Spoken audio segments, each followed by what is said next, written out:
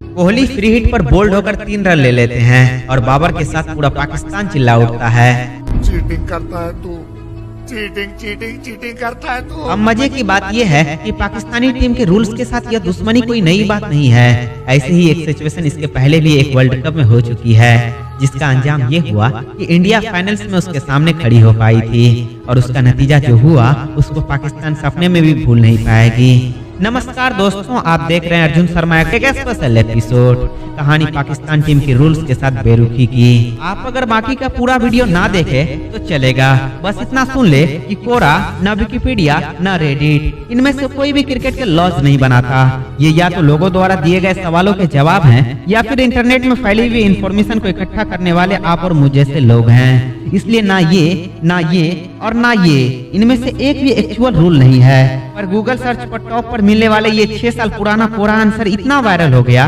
कि वसीम अकरम ने इसे नेशनल टीवी पर पढ़ के सुनाया, जो कि इंटरनेशनल क्रिकेट में झगड़े का एक बड़ा मुद्दा बन गया, जबकि इन सब में कहीं पर भी एक्चुअल लॉ के नंबर का कोई जिक्र नहीं है। तो अब सबसे बड़ा सवाल ये है कि आखिर एक्चुअल रूल क्या है। इसके जवाब के लिए कोहली के बोल्ड होने के बाद इन इमेजेस की तरफ चलते हैं, जो कि अपने आप में एक अनोखी स्टोरी बयां करती है। नवाज विकेट सेलिब्रेट कर रहा है, रिजवान डेड बॉल की अपील करते हुए चिल्ला रहा है और शाहीन बॉल के पीछे जाने की वजह दोनों रन लेते प्लेयर को घूर रहा है। तो ये रहा पहला सवाल कि चलो माना कि आपको रूल्स पता नहीं थे, पर प्रोफेशनल क्रिकेटर होना, वहाँ पर बैट्समैन भागे जा रहा है और सब बैठकर तमाशा देख रहे हैं, कोई तो बॉल के पीछे जाओ। अगर विराट कोहली में इतना प्रेजेंस ऑफ माइंड है कि वो झट से रन लेने लगे, तो क्या पूरे पाकिस्तानी टीम में ऐसा एक भी प्लेयर नहीं था जो झट से चिल्लाए कि शाहीन बॉल के पीछे भाग। आगे जाकर रिजवान और बाबर के साथ पूरी पाकिस्तानी कौम को कहना पड़ा कि बॉल डेड हो चुकी है, रन काउंट नहीं होना चाहिए। अब लॉ 20.1 के अनुसार किसी भी बॉल को डेड डिक्लेयर किए जाने के लिए कई कारण हो सकते हैं, जिसमें से यहाँ पाकिस्तानी टीम के अनुसार लागू होता है लॉ 20.1.1.3। जिस क्षण बैट्समैन आउट हो उसी बॉल डेड हो जाएगी, यानी बैट्समैन का आउट होना मेन क्राइटेरिया है। और अब आते हैं लॉ 21.19.2 के तरफ, जिसका कहना है कि फ्री हिट के समय बैट्समैन सिर्फ और सिर्फ उसी तरीके से आउट हो सकता है जिस तरीके से वो नो बॉल पर आउट होना अलाउ करते हैं, यानी सिर्फ रन आउट, डबल हिट या फील्ड का ऑब्स्ट्रक्शन। इस केस में इनमें से कुछ भी नहीं हुआ, यानी बोल्ड होने के बावजूद कोहली नॉट आउट थे, यानी बॉल डेड नहीं था। तो एक्टिव बॉल पर रन लेना तो लाजमी है ना। तो इससे पूरी तरह ये सिद्ध हो जाती है कि विराट कोहली का रन से लेना कंप्लीटली लीगल था। लेकिन अब ये सवाल उठना तो लाजमी है कि आखिर ये डेड बॉल वाली कॉन्स्पिरेसी आई कहां से। इसका जवाब ढूंढने के लिए मैंने पिछले 15 साल के रूल्स को छान मारे कि शायद किसी पुराने एडिशन में यह रूल्स हो, और रिजल्ट मिला यह रूल पहले 2007 T20 वर्ल्ड कप से वैसे के वैसे हैं, इनमें कोई बदलाव नहीं हुआ है। तो यहाँ आता है अब यह सवाल कि इन एक्सपीरियंस प्रोफेशनल क्रिकेटर्स को ये सालों पुराना रूल्स कैसे पता नहीं था। ये सिचुएशन अगर पहली बार हुई होती तो कोई समझ भी सकता था, पर इसी मैच से एक हफ्ते पहले वेबर WBL में सेम सिचुएशन हुई थी। फ्री हिट पर बोल्ड, बॉल बाउंड्री लाइन के बाहर और रिजल्ट में 4 रन बाय। चलो ठीक है, WBBL कौन देखता है। तो 2017 में कटक में हो रहा इंडिया वर्सेस इंग्लैंड के मैच में सेम सिनेरियो MS धोनी के साथ हुआ था।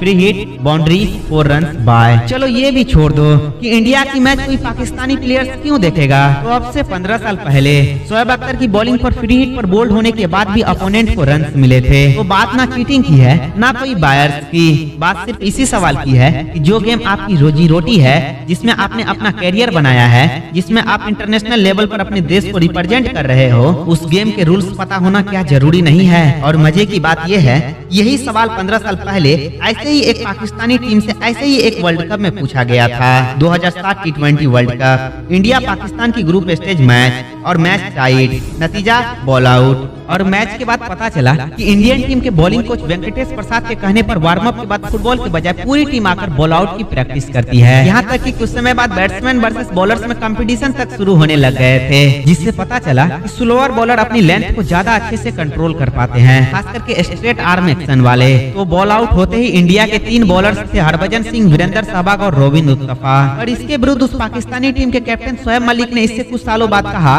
कि हम वो मैच हारे ही नहीं थे, वो मैच तो टाई हाई हुआ है, क्योंकि हमें बॉल आउट का रूल्स पता ही नहीं था। उस टूर्नामेंट के उस मैच से पहले किसी ने भी बॉल आउट का जिक्र तक नहीं किया था, जिसके वजह से पूरे पाकिस्तानी टीम ने उस मैच के पहले बॉल आउट की एक बार भी प्रैक्टिस नहीं की थी, जिसका नतीजा ये हुआ कि भारत की जीत 3-0 से। कहते हैं कि इतिहास को देखते वक्त अगर मगर की कोई गुंजाइश नहीं होती है, मगर अगर फिर भी हम अगर लगाए तो एक इंटरेस्टिंग सी बात पता चलती है।